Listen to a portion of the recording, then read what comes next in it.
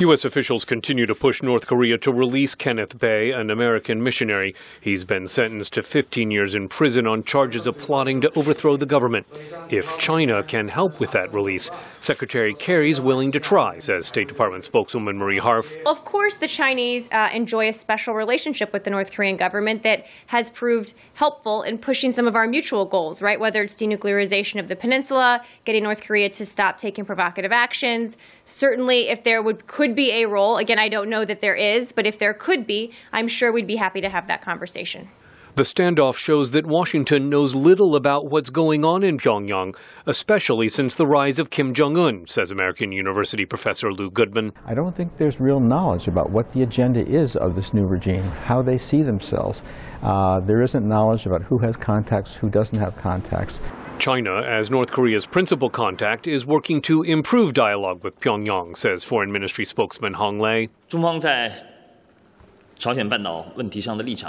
The overall situation on the Korean peninsula at present is quite fragile. We hope all sides can exercise restraint and not take steps to provoke each other. But the United States should not count on China for a breakthrough with North Korea, says American Enterprise Institute analyst Michael Oslin. The U.S. hasn't been coming up with any new initiatives, and certainly no one through the entire process has come up with new initiatives other than China, which is essentially to keep giving the North Koreans time. North Korea has used that time to rebuild its nuclear program.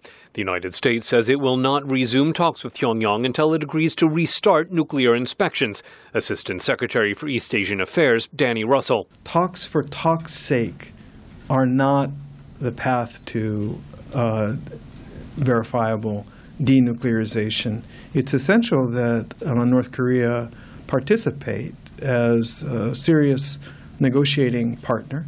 It's not at all clear that North Korea is ready for that. Leaders of small states, when they're pressured, can feel they're in a corner and commit hara-kiri.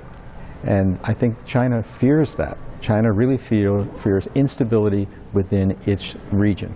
Which makes avoiding confrontation important to both China and the United States. China wants the status quo because it's helpful for their policy to have the U.S. off balance and consumed with dealing with North Korea.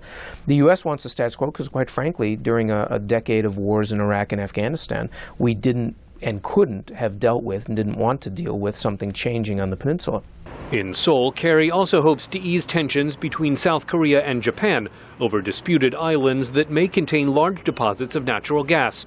Scott Stearns, VOA News at the State Department.